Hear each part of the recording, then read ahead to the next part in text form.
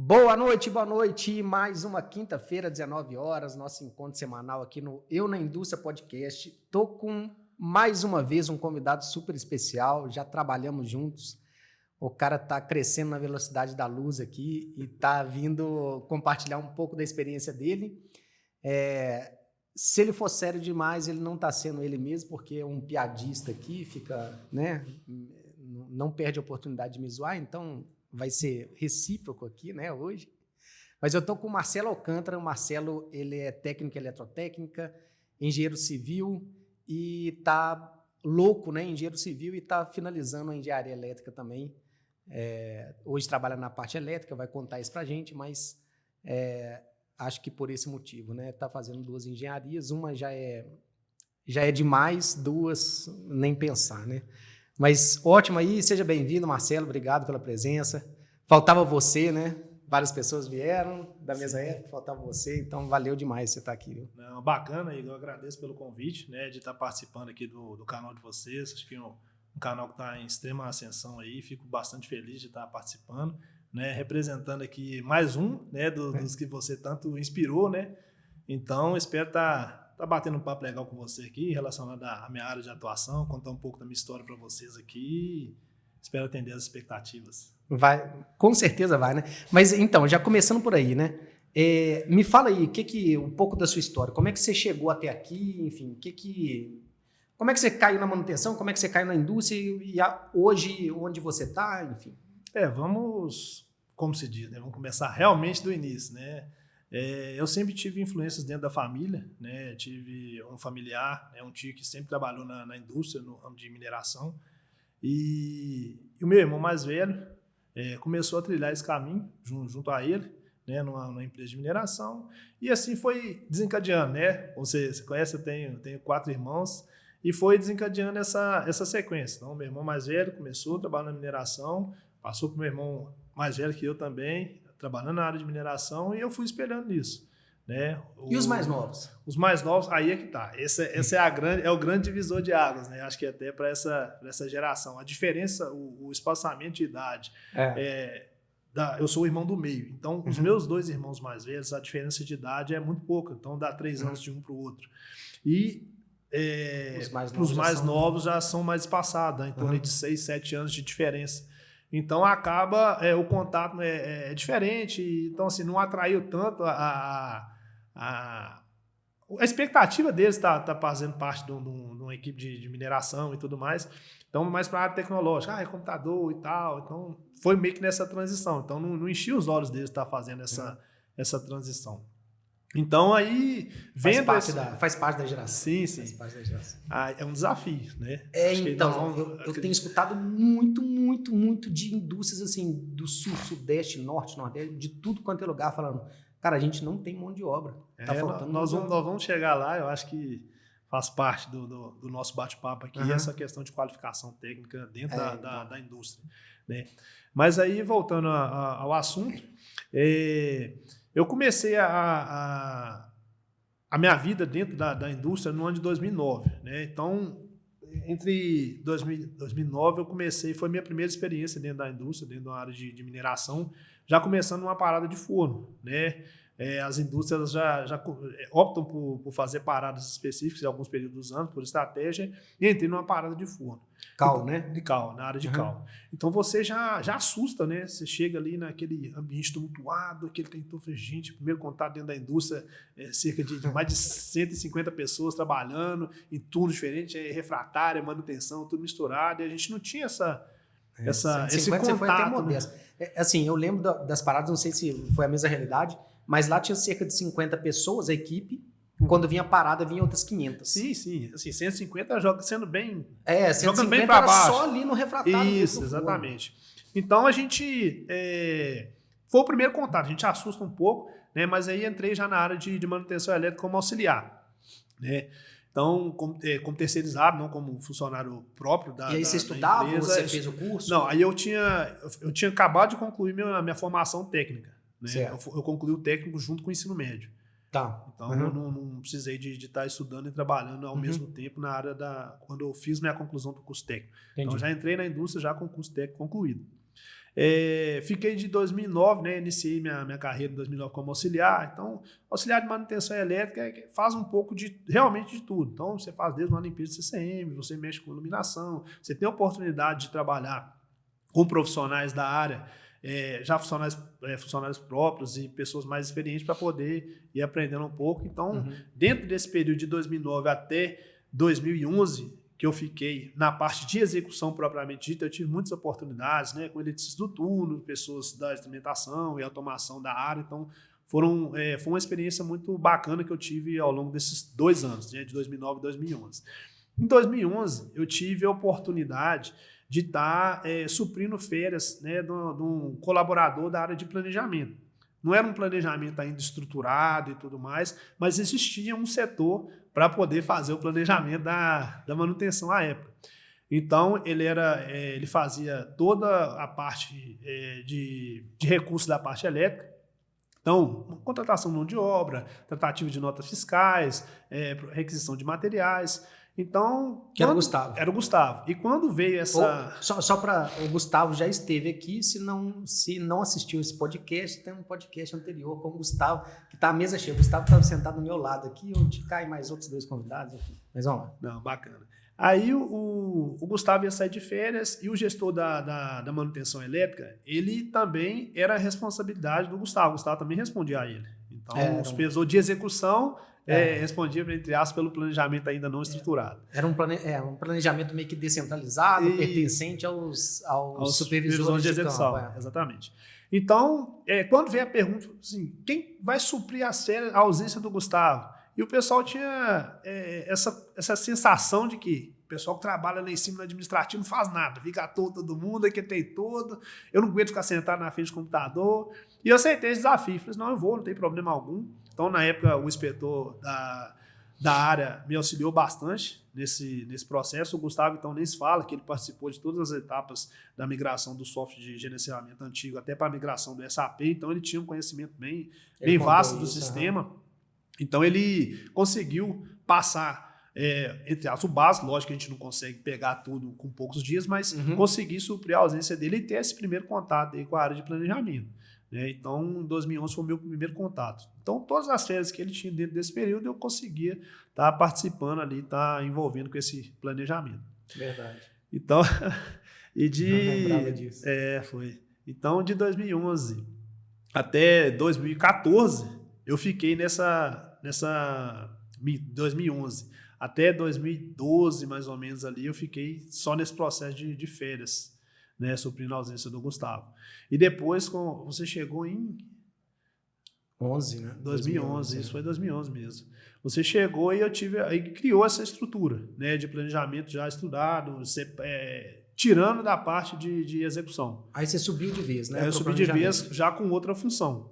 Na época foi como programador de manutenção. Então eu fazia a programação elétrica e mecânica, né, junto ao supervisor das áreas.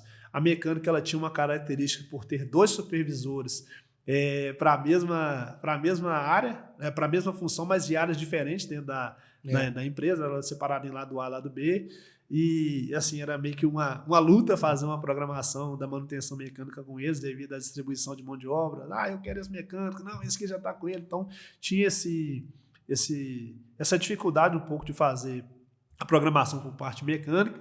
E a elétrica, como já era minha área de atuação, então tinha um bom relacionamento, já conhecia um pouco das funções de cada um ali, então facilitava bem o trabalho junto ao supervisor e até mesmo o inspetor da área, que envolvia bastante nesse processo.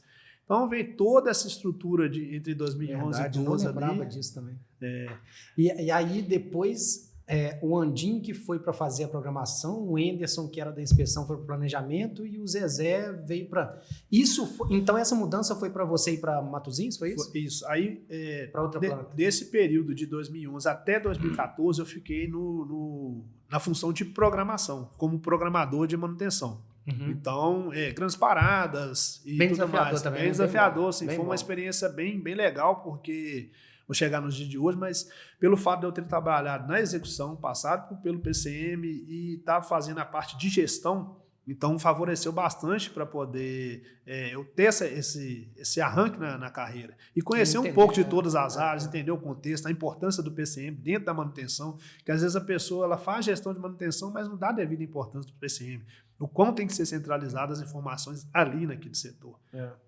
Então, e também é como se você subisse uns 5 degraus e olhasse de cima o que você fazia antes. Exatamente. E dar valor a cada função, saber valorizar cada etapa do processo e até para poder inspirar as pessoas, né? Que, assim, às vezes tem pessoas que já têm essa oportunidade de já fazer a parte de gestão e as pessoas que estão ocupando determinadas funções e cargos dentro da empresa, assim, pô, se eu trilhar esse caminho aqui, eu posso chegar lá e fazer um trabalho legal. Né?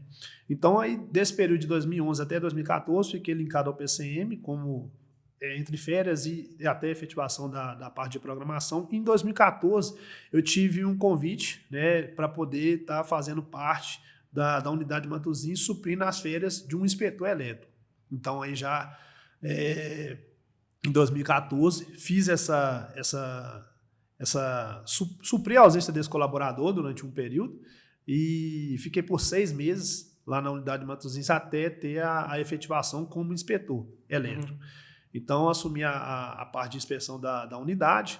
Como a supervisão, no caso, com você, era integrada entre as duas unidades, então facilitava bem o nosso trabalho de poder padronizar os nossos controles. Então, a gente conseguiu fazer com que os controles, tanto da parte elétrica, programação, então teve toda essa movimentação que você falou. O Anderson passou a ser o programador, o José Carlos a parte de inspeção. Então, fez assim. Isso, virou. Uma roda toda que né, mas, fez esse movimento para poder criar a estrutura de PCM bem, ou seja, um PCM estruturado. Né? A gente começou com um PCM não estruturado e criou essa estrutura bem legal que a gente colhe frutos até hoje. Né? Então, fiquei de 2014 até 2020 exercendo a função de inspetor elétrico.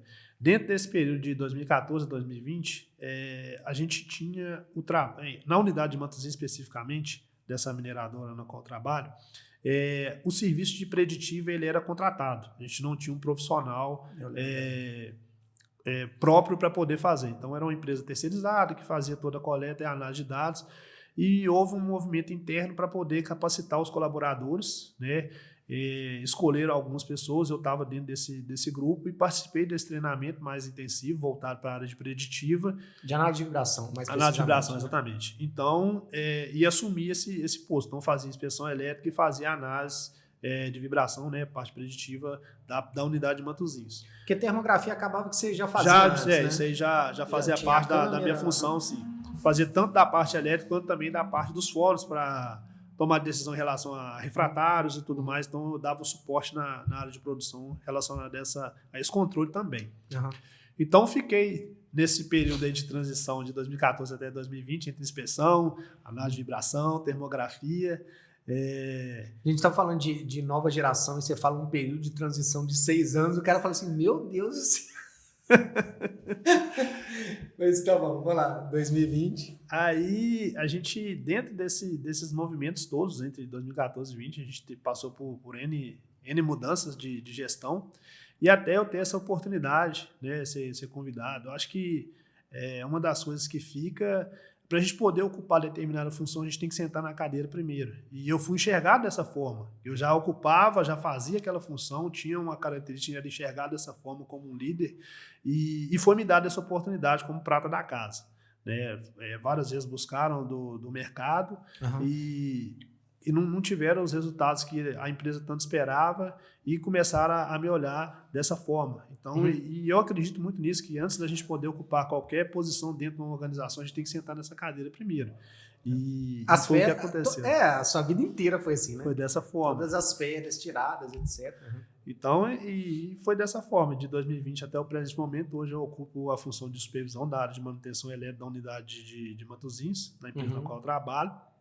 E estamos aqui hoje. Né? Então, muito em função disso, a gente fala de inspirações. Acho que os frutos, né, que a gente tem colhido hoje, muito em função do contato, da experiência, o convívio que a gente teve com você. Acho que todos que passaram aqui deixaram um pouco disso, né? E acredito que por onde você passou, acho que todas as pessoas que têm essa oportunidade são gratas. Acho que inspiração e motivação são coisas diferentes. A motivação está conosco, né? A gente não consegue, o Igor vai me motivar. Não, ele foi um cara que inspirou várias pessoas dentro da equipe, acho que por onde você passou, e hoje a gente colhe frutos. É igual eu falei, é um legado que ficou, que você deixou para nós, muito, muito legal, muito positivo, e a gente colhe frutos muito bacanas. É algo, na verdade, eu vejo muito, acredito muito que o universo vai trazendo as coisas que a gente vem atraindo, etc, etc. E, cara, aquela equipe, tanto que a gente estava conversando aqui agora, né? Era uma equipe de planejamento que, se você for pegar as pessoas individuais ali, daquela época, hoje tem 4 supervisores, mais engenheiro, mais não sei o que e tal. Enfim. Pô, então, acho que muito bom, hein? Muito bom. Para mim, é sensacional. História de vida para contar, muito mais mérito de vocês do que meu, mas assim, ter participado de tudo isso, né? De olhar para trás e falar assim, pô, essa galera toda que estava ali, ó, agora são as lideranças da empresa, então, sensacional. Não, é muito bom, muito legal. Mas assim, a história hoje aqui é sua, né? Não minha. Vamos lá. Supervisão de elétrica eu acho que não é nada fácil, assim. E como eu sou engenheiro mecânico, eu puxo mais para mecânica, tudo, a primeira coisa que eu queria explorar era qual as diferenças principais que você vê na rotina de mecânica e de elétrica. Porque, inclusive, você trabalhou na programação e são rotinas bem distintas uma da outra, né? O que você vê assim? O que você acha que mais difere a execução mesmo, mecânica e elétrica? Falando de rotina, né? O que difere mecânica e elétrica, no meu ponto de vista, é o seguinte: mecânica, os problemas, a parte de rotina, preventiva, tudo é que você vê. Elétrica é uma coisa que você não consegue enxergar propriamente dita ali. Então você vai trabalhar mais na preventiva, você vai trabalhar de forma nos problemas no qual você não está enxergando. É uma coisa bem você tem seus controles e tudo mais, mas queimou um inversor, beleza, qual foi a causa raiz da queima desse inversor? Uhum. Então, assim, são coisas bem mais complexas. E o que difere também, no meu ponto de vista, são os profissionais. Lógico, você falou, vai puxar a sardinha para a mecânica, eu vou puxar para a elétrica. A elétrica ela tem por característica de ter profissionais mais concentrados, são pessoas que têm um grau de conhecimento, querendo de concentração. Ou não, é mais nobre. Exatamente. É uma função mais nobre dentro da manutenção, se uma palavra, um termo legal. Porque você mede as coisas. Na mecânica não é tão comum medir as coisas, exatamente. Por exemplo. E tem muita coisa na mecânica que é muito...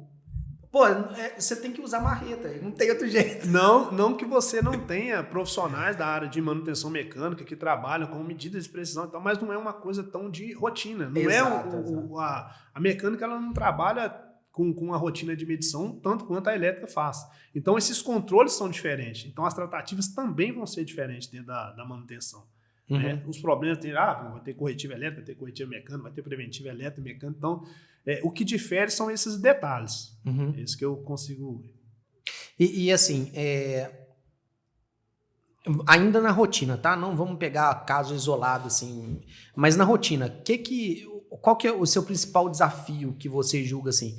Fizemos a programação, vamos cumprir essa programação. Por que não cumpre 100% dela? Quais que são os desafios de rotina? Acho que é o maior vilão de toda a manutenção, a corretiva. A gente se programa para poder executar tudo aquilo que foi planejado. Né? Não tem nada mais satisfatório do que a gente chegar, fazer uma programação, prover todos os recursos, mão de obra, material, e tudo fluir de uma forma bem natural. Mas aí vem a bendita da corretiva e aparece e acaba movimentando todos esses recursos que a gente tinha alocado e programado para essa semana. Então, não impacta só na manutenção elétrica. Quando você tem uma corretiva, geralmente uma corretiva elétrica, ela impacta diretamente numa parada mecânica, obviamente. Uhum. Então, a gente movimenta todo um setor. E vice-versa. E vice-versa. Né? Então, a gente... E tem algumas paradas preventivas, algo específico de manutenção elétrica, que impacta não só na parte operacional, mas também na parte administrativa. Quando a gente precisa de fazer algum desligamento, né, alguma manutenção específica, vamos retirar um ponto quente na subestação principal. Uhum. A gente para uma planta inteira. Então, tem coisas mais estratégicas e mais específicas da área de manutenção elétrica em relação à mecânica.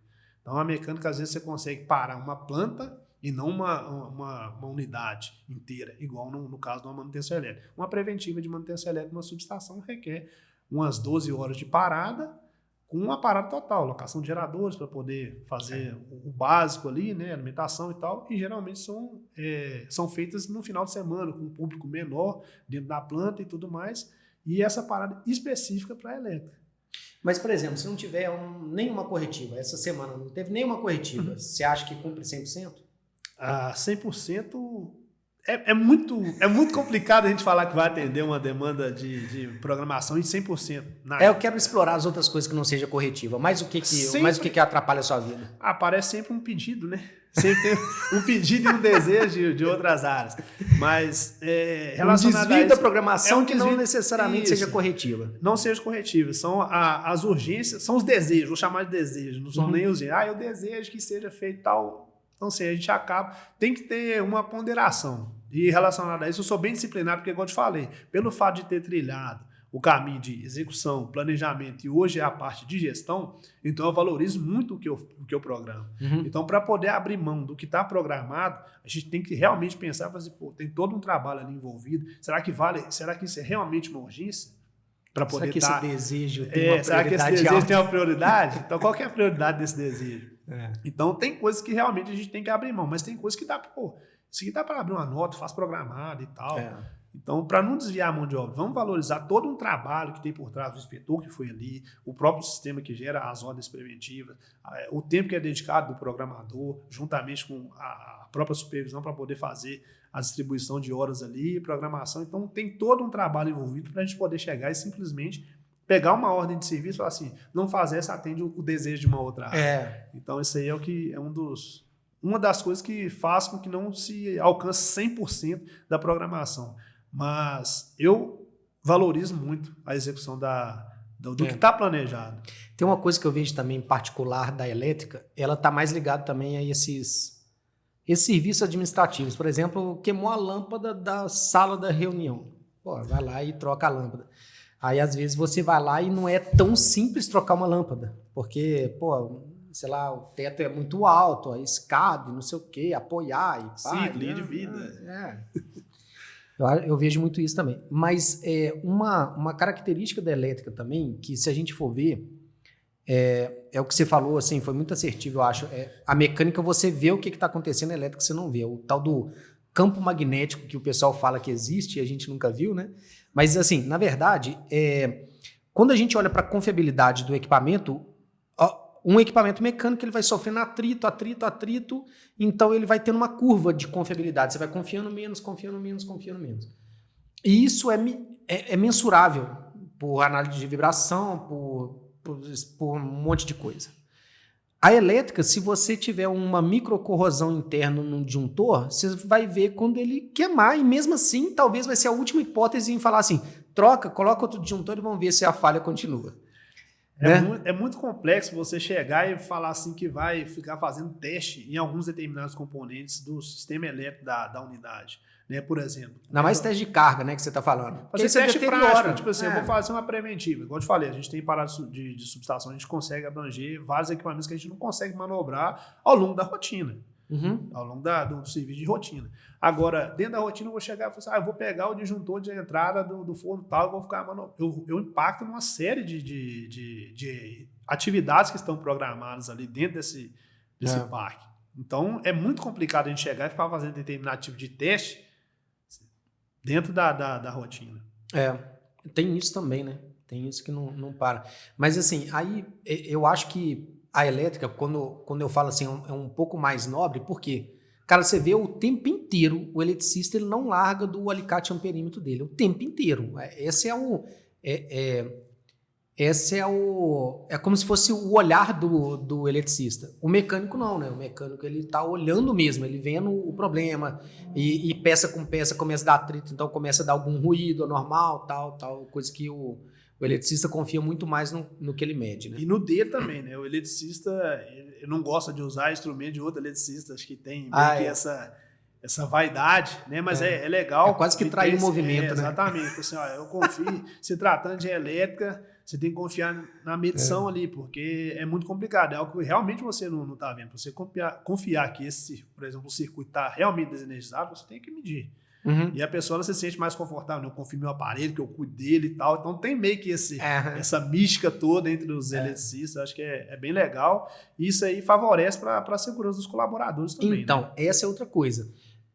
Ver a segurança da mecânica, para mim, por exemplo, meu olhar é muito mais lógico e muito mais direto em falar assim, não, nós não podemos fazer isso, aquilo, olha o risco aqui, tal, tal. Para elétrica, não, para elétrica você não está vendo. Então, o risco está iminente ali. Agora, fora a rotina, pode ser grande parada, o que for. O que você julga, assim, de elétrica mesmo, ou elétrica expande, tá? Instrumentação ou algo do tipo.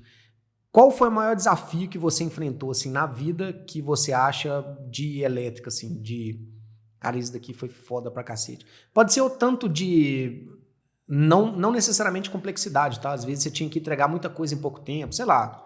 Não, assim, ao longo desses 2 últimos anos, né, quase 3 anos dentro da gestão da manutenção elétrica, nós passamos por N desafios dentro da unidade. Uhum. Isso aí envolveu não só elétrico, mas também mecânico, mas mais voltado para a parte elétrica.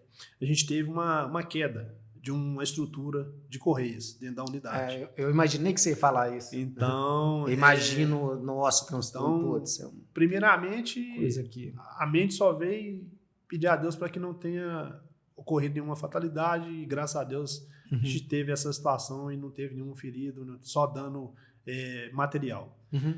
Então, a elétrica, ela concorre com a mecânica nesse tipo de atividade na seguinte forma. A gente não consegue fazer o serviço elétrico em si, em campo, antes da estrutura mecânica estar pronta. E não é possível, assim, em sua grande maioria, a gente trabalhar em conjunto. A gente precisa de ter uma correia montada, ter os cavaletes em todo lugar. Como que a gente vai montar as proteções, lançar os cabos de controle, potência e tudo mais? Num projeto é a mesma coisa. Projeto que eu digo assim, no papel, no CAD, a elétrica vai ficar por último naturalmente, porque como é que ela vai calcular o cabo e tal se ela não sabe nem a potência do que está ali? Aí começa, você tem um cronograma, então, por exemplo, a mecânica vai e começa a atrasar. Não, aí envolve civil, mecânica e tudo mais. Então, por exemplo, a civil atrasa 5 dias. Obviamente, vai impactar em 5 dias na mecânica. E por N fatores vai virando uma bola de neve. Aí chega, não, a estrutura tá lá, física. A parte física da estrutura montada é muito bonita. Pô, agora é só rodar. Beleza, é só rodar, mas temos que lançar os cabos, fazer montagem de infraestrutura elétrica. Então, tem os testes. O tal do bandejamento que ninguém vê, né? Então, ninguém vê. É um serviço que não rende e você não consegue fazer a montagem dele sem a estrutura estar no lugar. Como é que você vai lançar os cabos sem ter uma estrutura montada? Você pegou nesse momento, você pegou ajuda também das outras plantas, assim? Veio gente? Não, a gente. Ou terceiro? Não, a gente contou com mão de obra terceirizada. A gente deixou funcionários locados para poder atender somente essa demanda dessa estrutura que a gente teve essa ocorrência e a outra parte da equipe tocando os outros processos, porque até para poder... E lá para a planta inteira? Parou os 2 fornos, né, que a gente tem na unidade, parou os 2 fornos, a gente teve que, dentro de 5 dias, a gente já conseguiu voltar às condições de obra. 5 dias, cara, foi... E eu tive, graças a Deus, tive a oportunidade de ter uma assertividade na tomada de decisão junto a... Mas alguma estrutura foi aproveitada? A gente conseguiu fazer o transporte que era feito via correia transportadora para as áreas, né, de coprocessamento, a gente conseguiu fazer via caminhão.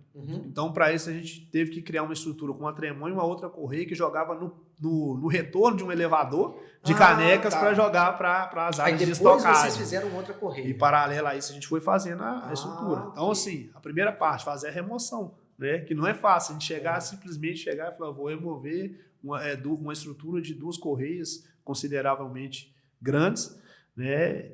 Para poder fazer um projeto, executar. Então, a gente ficou em torno aí de 9 a 10 meses trabalhando nesse E uma processo. coisa é trocar um equipamento, outra coisa é estar nessa situação que já não é nada agradável fazer isso. Nossa. E mais complexo ainda é quando você pega algo novo para poder inserir numa planta que está em operação. Então, assim, essas 2 correias, elas pegam direto o cal que sai de dentro dos fornos, né, das correias de descarga do forno. Então, a gente precisou de fazer a montagem dessas estruturas com os fornos em operação, para poder não impactar em grandes paradas, né, no processo produtivo como um todo.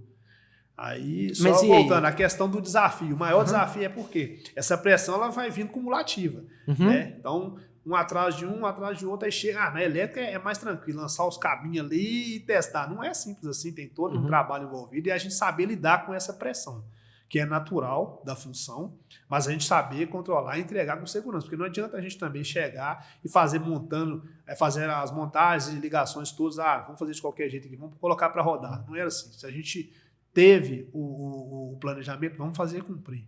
Né? Então vamos fazer com qualidade. Não adianta repassar pressão. Não adianta, né? exatamente. Você vai receber pressão, vai ter que aguentar. Se trata, exatamente. A gente não pode deixar transparecer para os nossos liderados. Né? Independentemente de qualquer coisa, a gente segurar esse rojão aí e fazer uma cara para a gente, vamos lá, vai dar tudo certo, nós estamos dentro do prazo. E graças a Deus conseguimos atender com qualidade, não tivemos nenhuma intercorrência aí relacionada a isso, mas foi um desafio enorme. Tanto a tomada de decisão durante a queda, que tive a oportunidade de ter uma participação bem considerável para poder, o que nós vamos fazer? Então, criar uma estratégia chegar à alta direção da empresa, sentar numa mesa e falar assim, e agora? O que nós vamos fazer? E dar aquele silêncio e a gente levantar a mão, tive a oportunidade e falar, não, podemos fazer isso, beleza, vamos fazer. E deu certo.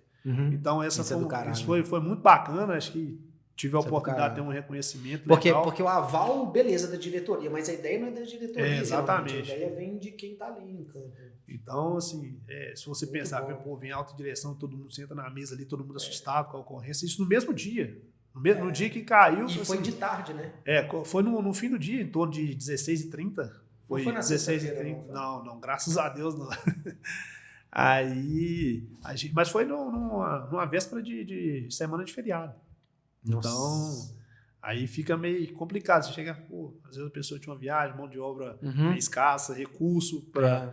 Então, se a gente conseguiu em 5 dias colocar toda a planta para rodar, mas com 3 dias já estavam os fornos em operação, só a parte de beneficiamento, né, classificação e tudo mais, estocagem de cal que não estava. E aí depois vocês tiveram mais tempo para fazer o aí foi os 2 dias restantes. Não, mas eu digo para colocar a correia. Não, a correia foi em torno aí de 10 meses para poder totalizar. Tá. Quando você falou 5 dias, eu falei assim, o que 5 dias vocês montaram a correia? Não é possível. Não, a gente montou uma estrutura para poder, realmente uma correia, uma tremonha para poder atender a emergência. Então esse transporte era feito via caminhão, ele pegava esse material na descarga dos fornos e levava para essa tremonha de recebimento. Sensacional. Mas foi assim, é algo que a gente não espera, assim, né? Corretiva nunca é bom, mas vencer ela é massa, é história para contar, né? Sim, sem dúvida. Eu acho que dentro da carreira de cada um, acho que da área de manutenção, a corretiva ela não vai deixar de existir. A gente consegue minimizar ela fazendo uma boa preventiva, fazendo os bons controles e tudo mais, mas a gente consegue sobressair sobre uma corretiva também. Eu acho que é uma forma da gente poder dar uma alavancada também. A forma que a gente vai sair, a gente vai resolver esse problema, conta muito também. Beleza, aconteceu uma corretiva, e agora, o que eu faço? Imagina, se eu como gestor não souber tomar uma decisão. O que eu vou fazer quando aparecer essa corretiva? Não, eu tenho que já, aconteceu, é gatilho, aconteceu, eu tenho que providenciar isso, já pensar o que eu tenho que fazer, o que eu tenho que prover, quem que eu vou colocar, porque você sabe que dentro da equipe você tem especificidade dentro de profissionais. Se eu colocar fulano ali, vai resolver mais rápido. Se eu colocar ciclano aqui, talvez vai agarrar um pouquinho, mas vai resolver também. Então, tudo isso o gestor tem que saber fazer também. Tem que saber fazer uma leitura do seu colaborador para poder dimensionar essa mão de obra. Porque também imagina o diretor, imagina a hierarquia acima de você. Quando você bate no peito e fala assim, cara, podemos fazer isso, aquilo, tal, não é somente o tratar o problema de agora, mas na visão do cara é falando assim, cara, é um profissional que eu quero ter ao meu lado, por quê? Porque esse risco eu tenho o tempo inteiro. Sim. Que assim seja, que jamais aconteça de novo. Mas a gente tem riscos e riscos da coisa acontecer, né? Tem uma cultura interessante que no Japão se quebra um vaso de você sabe desse negócio? De porcelana, sei lá, vaso de cerâmica. Eles vêm colando com um fio de ouro que dá uma impressão diferente no vaso, ou seja, você fez uma arte ali no vaso e ele volta valendo muito mais, porque é de ouro também. Sim. Então, também tem um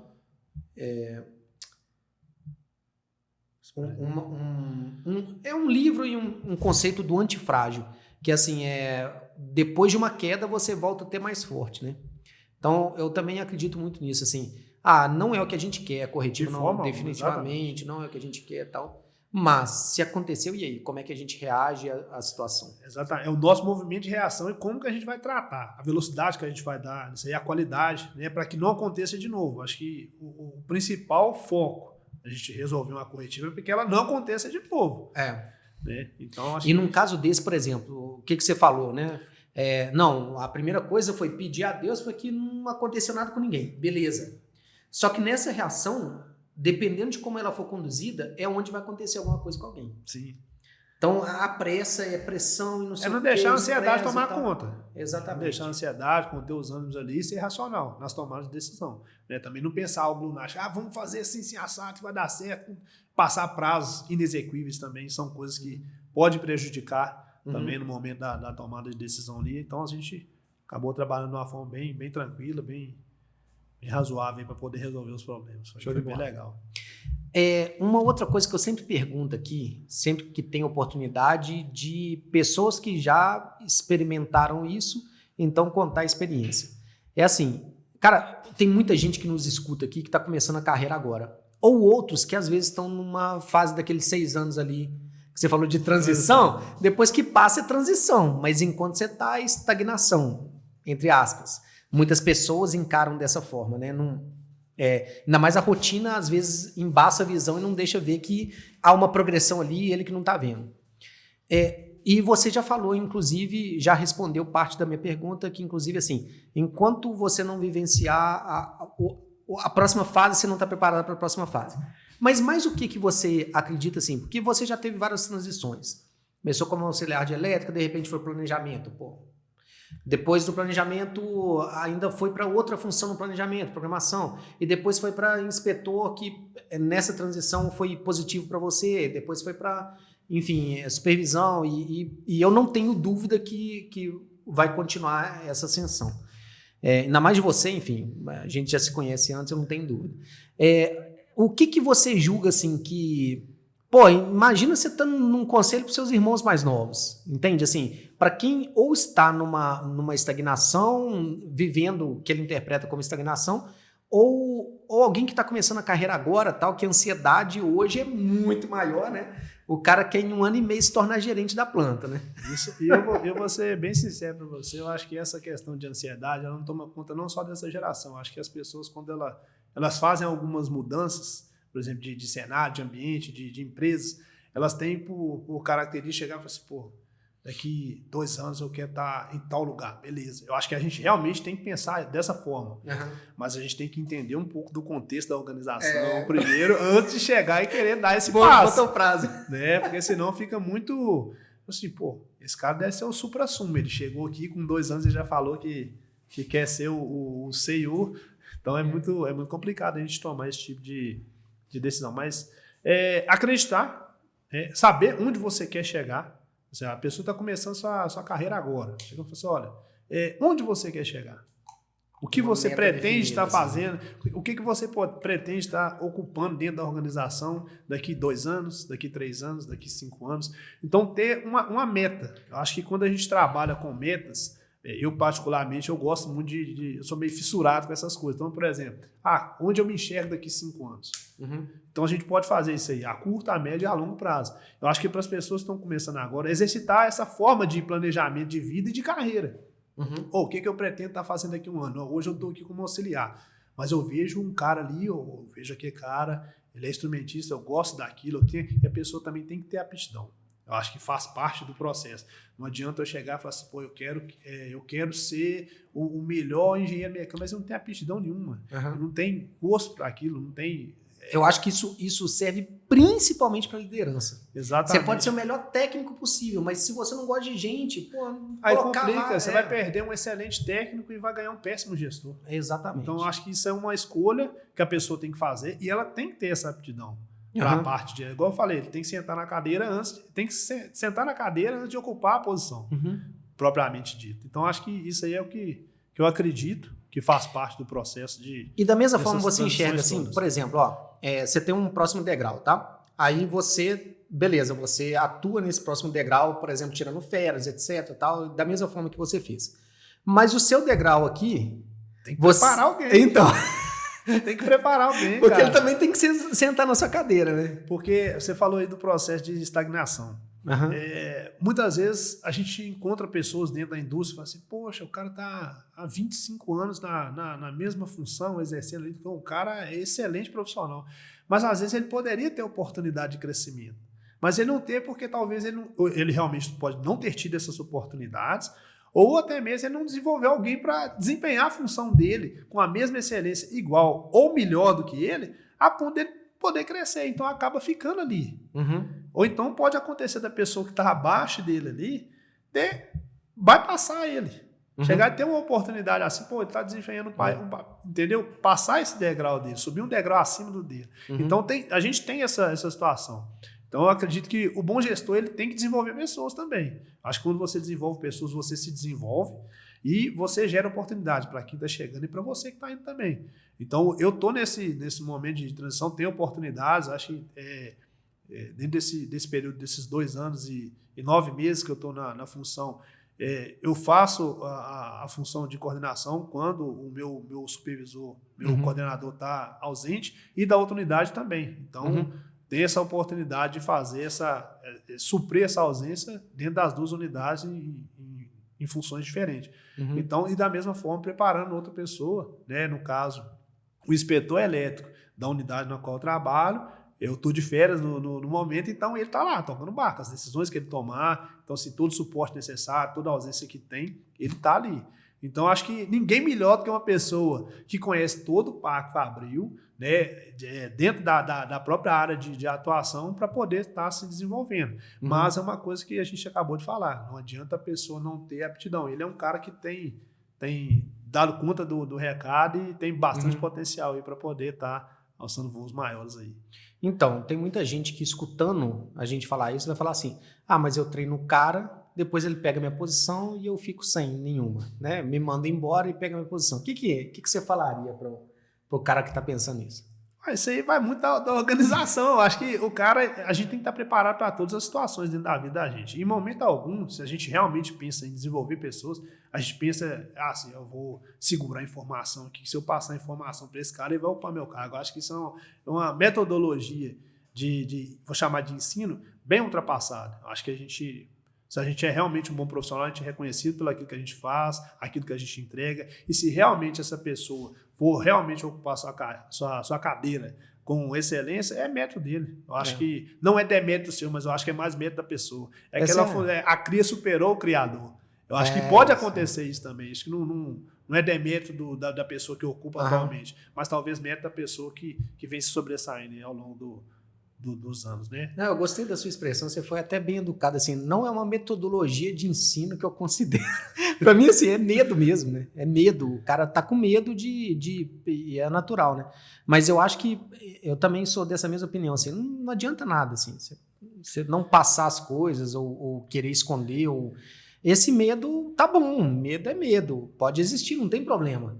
Mas não se trave com medo, né? Principalmente nesse sentido. Sim, eu não sei se você concorda também, eu acho que quando você compartilha as informações, você não fica tudo atrelado a você. Você tem flexibilidade para poder trabalhar com outras áreas dentro da própria manutenção, fazer gestão de outras coisas, criar novos controles, desenvolver outras pessoas, buscar novos fornecedores junto com o pessoal do PCM. Então, você consegue trabalhar com outros horizontes.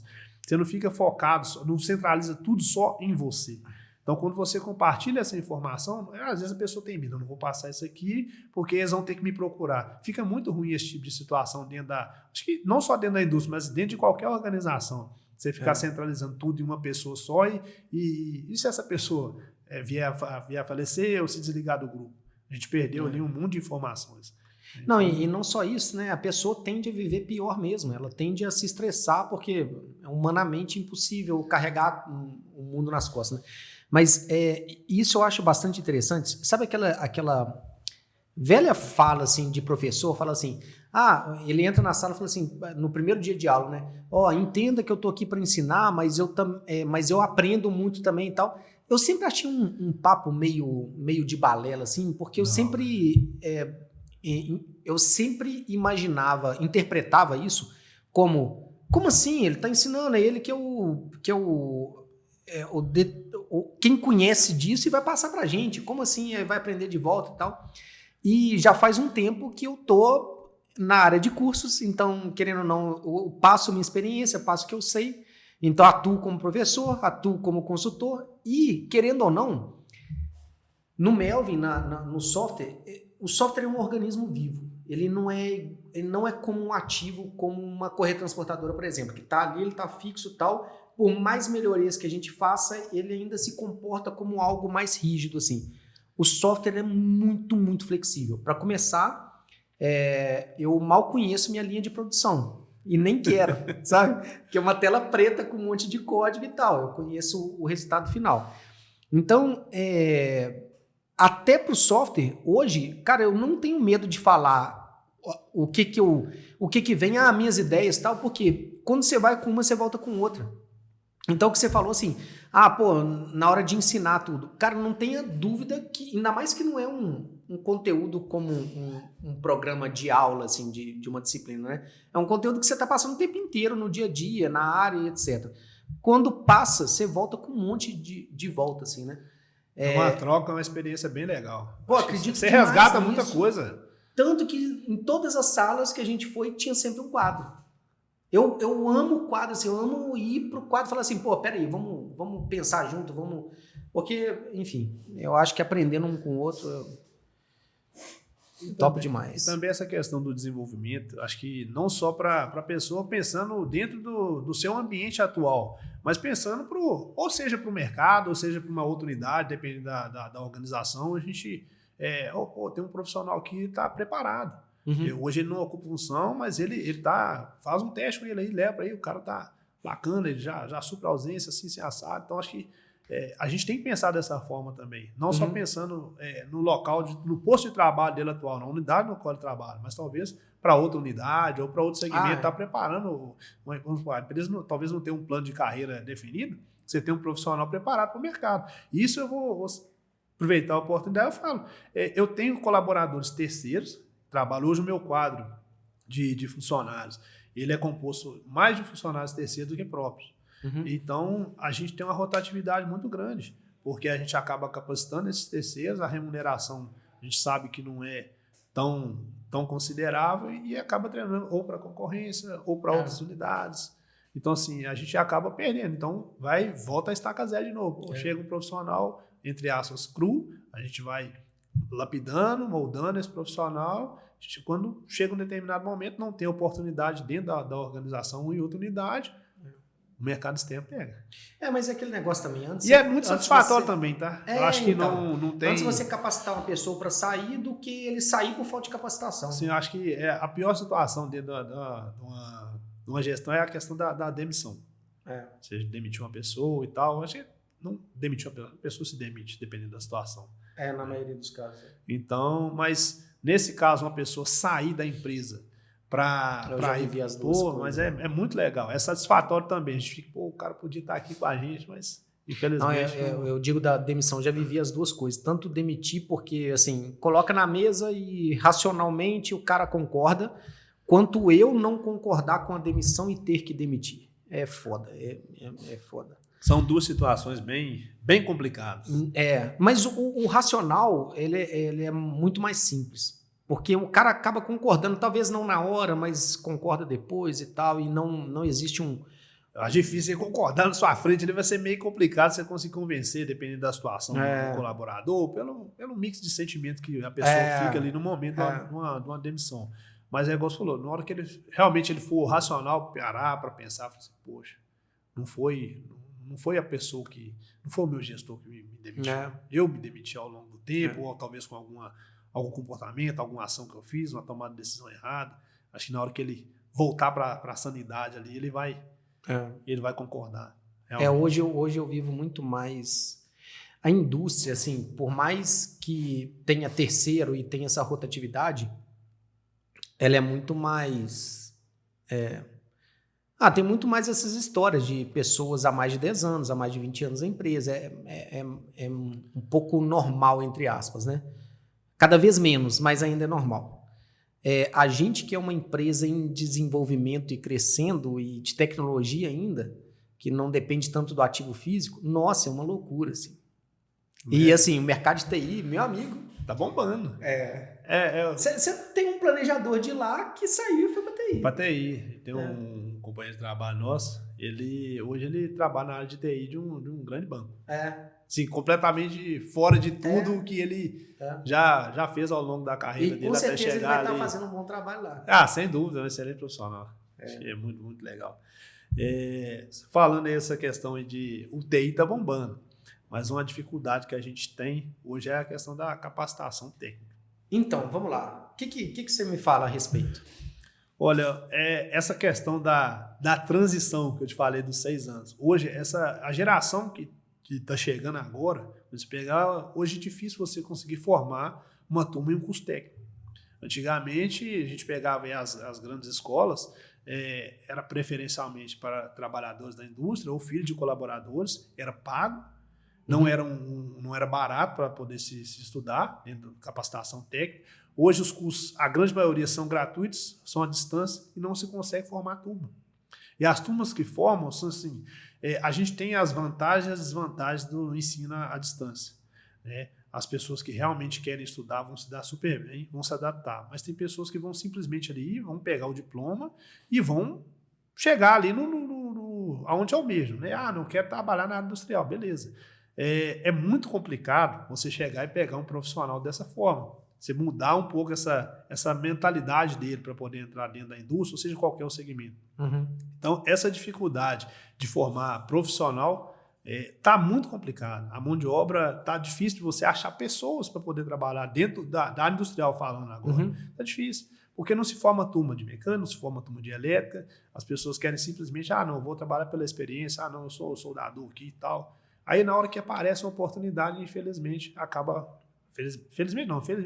pesa a capacitação. E por que você acha que isso está acontecendo? Devido a essas transições tecnológicas. As pessoas querem optar envolvimento com computador, querem andar limpinho, né? Não que na indústria a gente não tem essas oportunidades também, o eletricista tem por característica andar mais quando você chega e quando você vai embora para casa. Então, assim, a oportunidade, a flexibilidade de trabalhar de casa, né? Assim, na indústria, principalmente quem não conhece, assusta, né? Porque a gente fica igual um astronauta. Não, botina, capacete, óculos, protetor, máscara. E falar que é confortável utilizar um EPI, a gente está enganando a si mesmo. Usar EPI é bom demais. Não, mas é necessário. Então, às vezes a pessoa, essa geração que está vindo agora, às vezes, eu vejo meu pai, um tio, um primo que trabalha na indústria, não quero isso para mim, não. Eu estou querendo aqui desenvolver software, eu quero aplicativo, eu quero trabalhar de casa, meu computador. E aí, então o que você vê como solução? Igor, hoje eu vejo como solução a gente fazer treinamentos internos com o que a gente tem, né? Hoje, o pouco que a gente tem, capacitar essas pessoas internamente, acho que é uma das soluções que a gente tem que adotar dentro do nosso meio de trabalho, né? E até buscar incentivar externamente, né? Motivar, buscar inspirar essas pessoas, ambiente industrial e tal, porque a manutenção ela é uma função dentro de qualquer organização que ela não vai deixar de existir. Você vai precisar de alguém para dar manutenção, vai vir inteligência artificial, mas vamos precisar de pessoas para poder fazer manutenção desses dispositivos. Então, é mais treinar, capacitar essas pessoas internamente, essas pessoas novas, jovens que estão chegando, criar programas também para poder trazer essas pessoas para dentro da indústria. A gente sabe que dentro da indústria a grande maioria de risco é 4, então não é parque de diversões para você poder chegar e ficar inserindo qualquer tipo de pessoas. Então, está inserindo essas pessoas que realmente queiram e está passando esse conhecimento para elas. Então, vou falar um pouco da minha experiência na Alemanha e da troca de experiência com os alemães lá, o que eles fazem, porque eles já vivem isso há mais tempo. Então, os alemães também são tidos como muito uma referência industrial, porque a indústria 3.0 deles lá é assim, sensacional, né? Dá banho em muita 4.0, porque, vamos lá, 4.0 nós estamos falando de conectividade, 3.0 nós estamos falando de automação, Então, cara, a automação lá é animal. E o que eles falam? Eles falam assim, a gente paga e paga caro e paga mais caro, estamos dispostos a pagar porque não tem gente para fazer. Então, aquele braço robô que pega de um lado para o outro, que era um cara pegando uma coisa de um lado para o outro, não tem mais esse cara. Então, o que a gente vai fazer? Então, é preferível pagar caro por essa solução, mas ela entender que é uma solução definitiva, do que eu ficar dependendo de uma pessoa que não tem essa pessoa. Ao passo que também, aí é opinião minha, né? Quando você automatiza mais, muitas vezes você diminui, de fato, o quadro, são menos pessoas, porém são pessoas com um grau de capacitação maior, porque ficou mais complexo sem ali. Dúvida, sem dúvida. Então, eu acho que é um eterno stick push ali para tentar equilibrar. E resolver esse problema, mas ao mesmo tempo, assim, nós estamos inseridos completamente, né? A gente capacita profissionais e eu vejo, de fato, isso assim, eu não vejo muito, para te falar a verdade, as pessoas julgam muito, assim, as gerações, no sentido de, essa geração é muito preguiçosa, a geração não sei o que e tal. Eu acho que, igual eu falei assim, a geração tá ansiosa, eu acho que por tudo que está acontecendo, que você falou, a tecnologia nos deixou mais ansiosos também, mas a gente viveu um pré-tecnologia. Hoje, minha filha nasceu na tecnologia, né? Quando ela nasceu, já existia videochamada, por exemplo. Então, há um tempo atrás, quando não existia nada disso, eu lembro de um filme do Sylvester Stallone, que ele foi congelado e depois foi para o futuro e tinha videochamada. E a gente se perguntava assim, será que algum dia vai ter isso, né? Então, eu acho que naturalmente existe a galera puxando para a tecnologia. Mas também eu acho que é muito ilusório, assim. Porque às vezes o cara está indo para um caminho que não necessariamente é a aptidão. E tem outro ponto também, assim, nisso tudo, eu acho. Que o cara, ele não necessariamente, é porque, assim, hoje tem tanta profissão criada que, por exemplo, o cara gosta muito de jogar videogame. Hoje se ele fizer o negócio certinho e tal, ele vai ser um profissional remunerado para ser gamer. Remunerado para ser gamer. Então, eu vejo muito, assim, muitas profissões foram criadas. O próprio Uber, etc, tal, muitas profissões foram criadas. E, assim, o mercado hoje concorre tudo com todo mundo. Então, assim, não é que a indústria não vai deixar de existir ou algo do tipo. Não, mas hoje o mercado está muito mais abrangente. Aquela discussão que teve, inclusive, na época de eleição, assim, considera ou não considera carteira assinada ou não carteira assinada? Isso não era uma discussão que tinha no passado. E hoje, não necessariamente a galera quer trabalhar de carteira assinada. Né? A pessoa visa remuneração. Remuneração enfim, e liberdade geográfica e tal. Nós, de uma geração, sonha ter uma casa, um carro e tal. E uma geração um pouco mais nova, o sonho não é tão isso. É muito mais experiência, viajar e etc. Exatamente. Então, eu vejo que é um desafio bom para nós. Principalmente para nossa geração, para a gente tratar isso. A gente está do lado de cá fazendo todo o esforço possível para capacitar, acho que mas se tratando de, igual você citou um exemplo aí na Europa, né, no caso da Alemanha, o Brasil ele está engatinhando nesse processo, né, de automação em si, voltado aí para a parte de, vamos pegar a indústria 4.0. Muito se fala, indústria 4.0, mas a gente ainda está, né, criando ainda uma espinha dorsal do que é a indústria 4.0 voltada para a área industrial. A gente tem algumas pequenas, médias empresas que realmente conseguem absorver 70%, 80%, atender essa demanda. Mas nas grandes empresas, né, do ramo de indústria, eu vou falar no ramo de mineração, atende 10%, 15% no máximo relacionado a esse tema.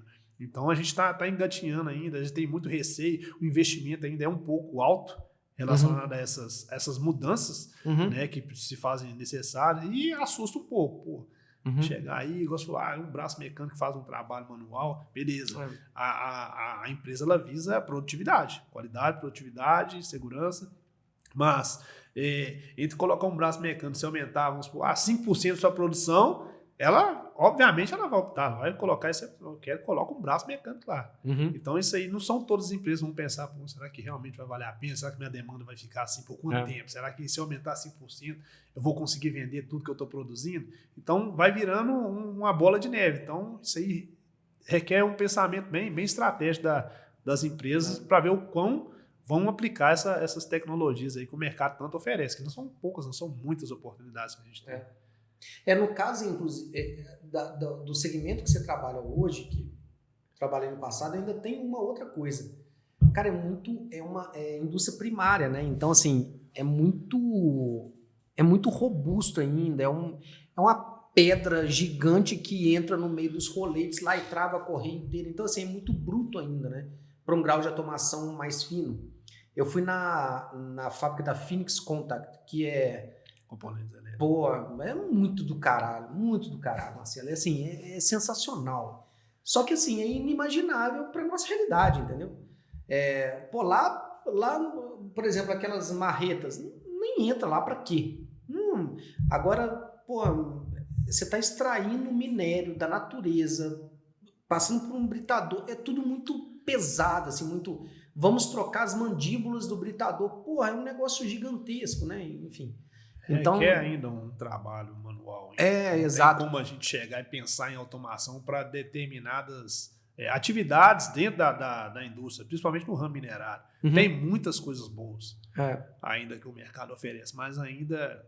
Então, tem esse desafio. É um desafio enorme. Mas é um desafio que é inerente ao processo. Assim, não vejo um desafio como ela está ficando para trás. Não, nada disso, muito pelo contrário. Mas eu vejo um desafio que assim, são empresas que é uma extensão geográfica muito maior, são equipamentos muito mais robustos assim, do que... Né? E o que você vê de indústria 4.0? O que você vê do futuro aí? O que você está vendo? Vocês têm alguma aplicação hoje?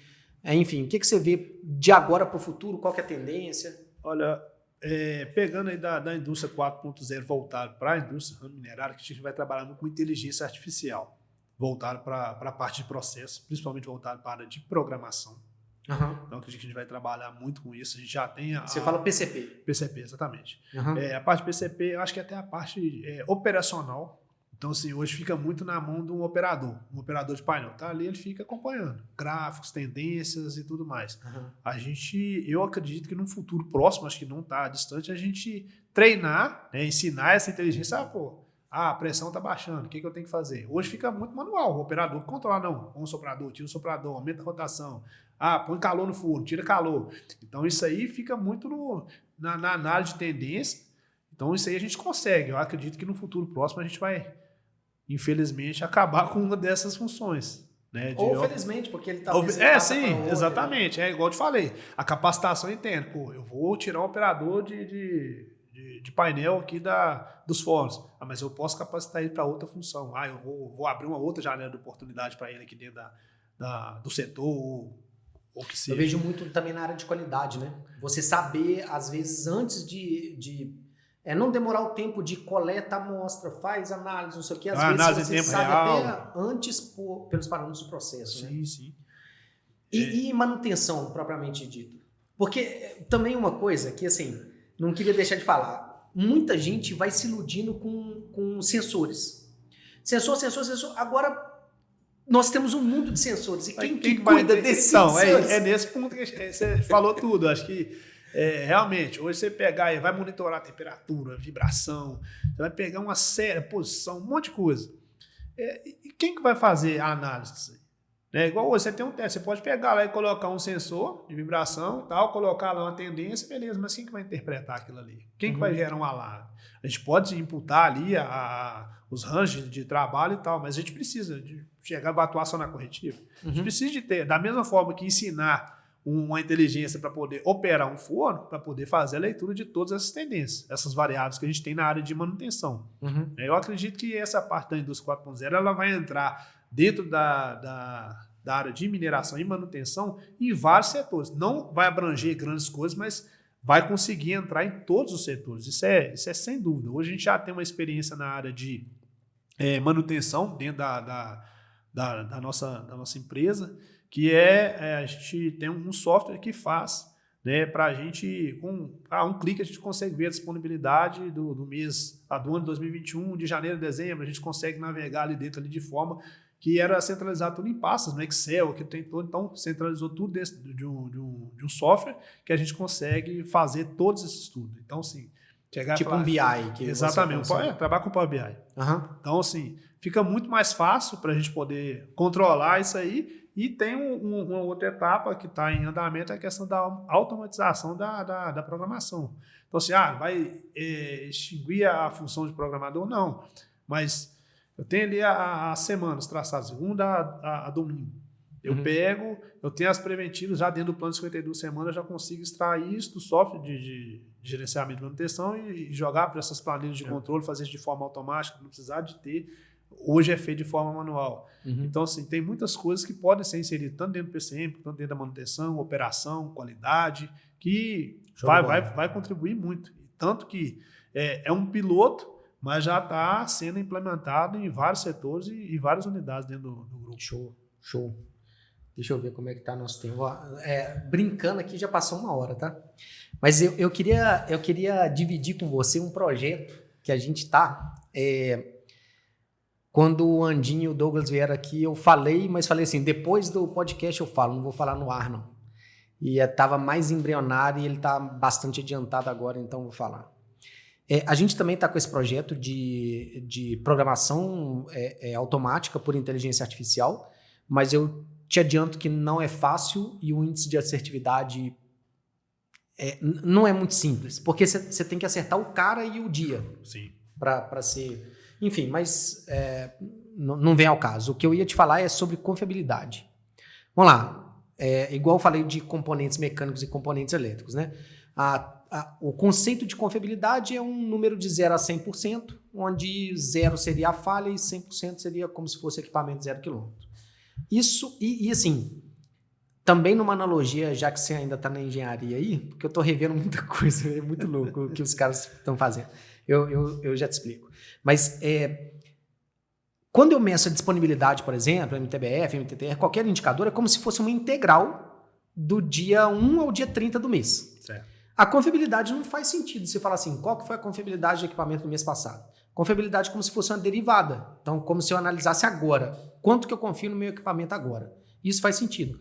Então, ao longo até aqui, a confiabilidade é um conceito muito mais teórico do que prático. Você não mede confiabilidade, você sabe os conceitos e ele te ajuda em várias coisas. Exemplo, numa rede de confiabilidade, se você fizer mesmo a conta, ele se comporta, a mesma conta que você faz de um circuito elétrico, se ele estiver em série ou se ele estiver em paralelo.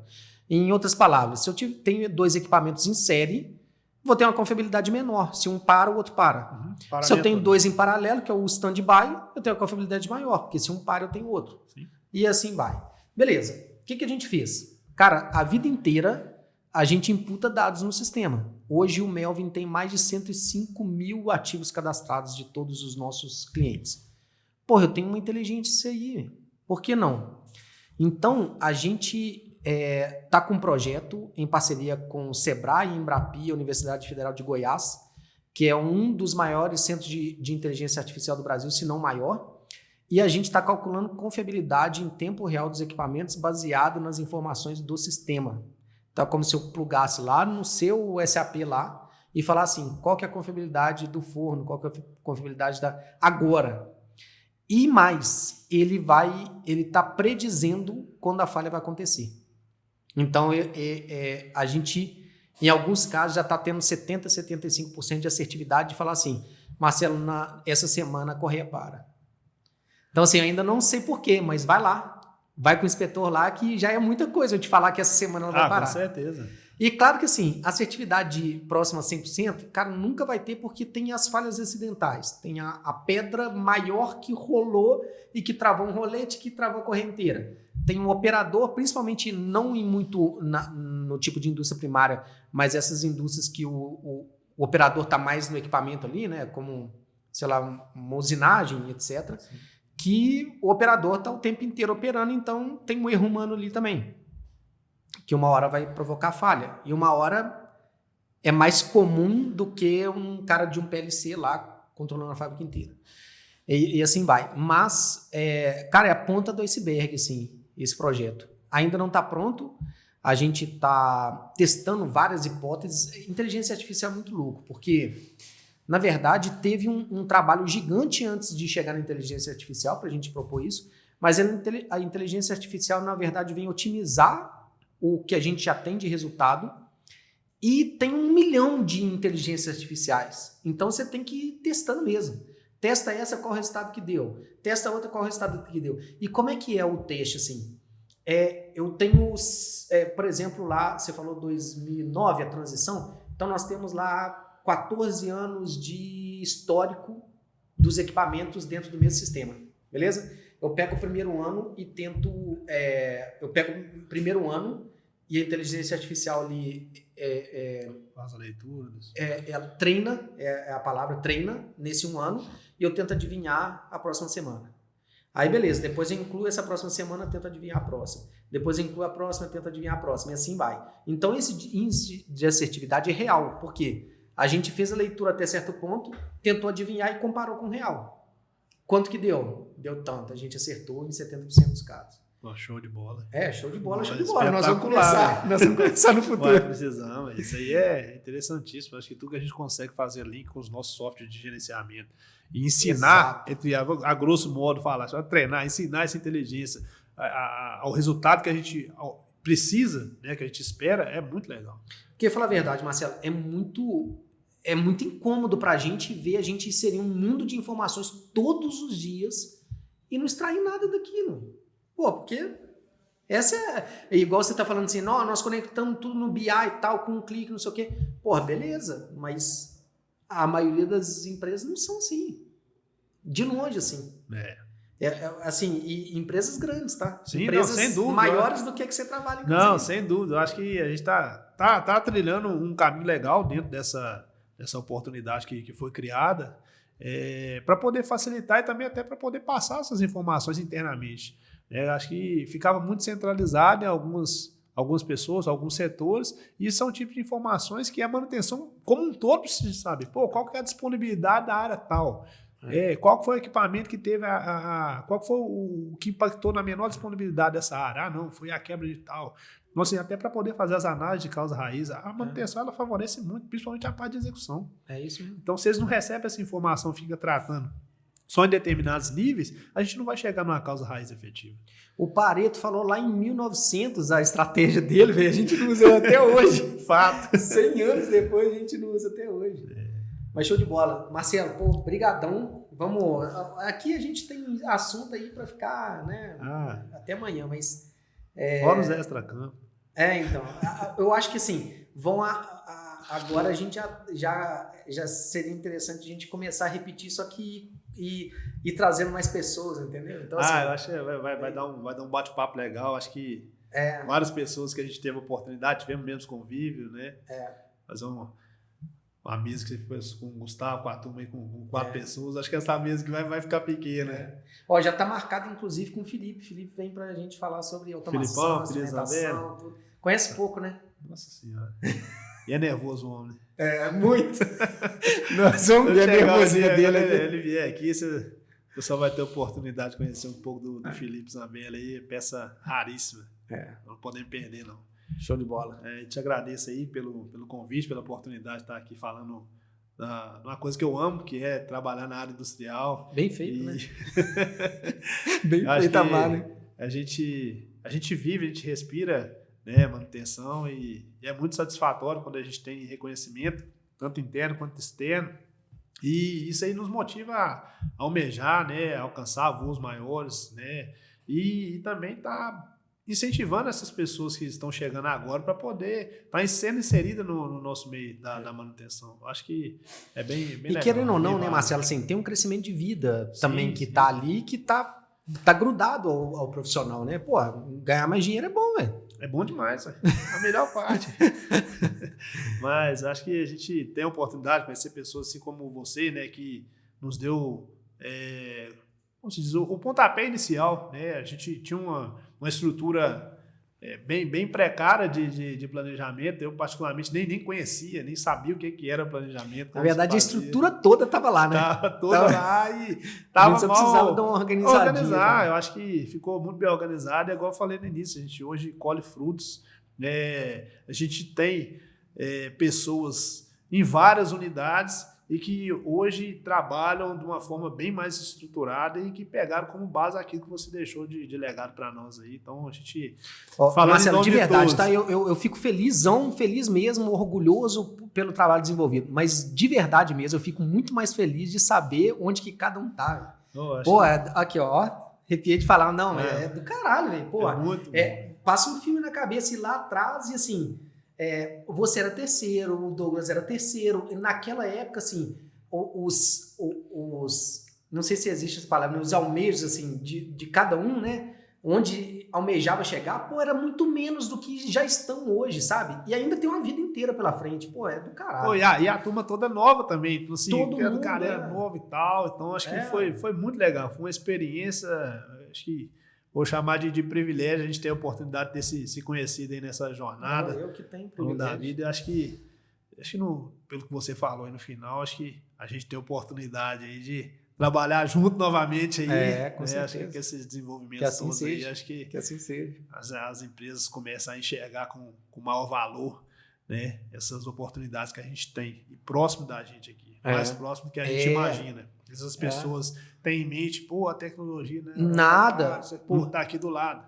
Mais uma vez, a gente foi para a Alemanha e os caras falaram assim, caramba, velho, o que vocês estão fazendo? Então, assim, valorizar o que a gente tem aqui dentro do nosso país e falando bem, do nosso lado. Então, com certeza. E é orgulho, né, pra gente. Com certeza. Se vocês tiveram a oportunidade, tá lá na Europa, brasileiro representando e tal. Então, assim, a gente fica muito feliz pelo seu sucesso, pelo sucesso das pessoas, né, da equipe de vocês que é engraçado que assim, lá tinham, quando eu fui em abril, eram 10, a gente chama de Inditex, que são startups da indústria de tecnologia, empresas de tecnologia que fornecem para a indústria.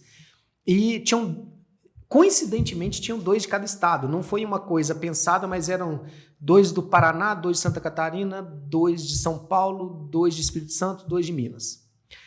Aí, assim, aí sempre tem as brincadeiras, né? Então, assim, a fala de todo mundo em relação aos mineiros são, eu conheço fulano, ciclano, conheço de família boa, então eu faço negócio com ele.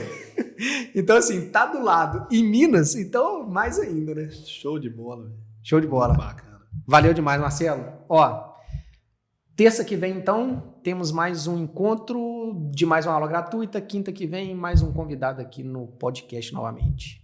Valeu. Show, valeu, Igor.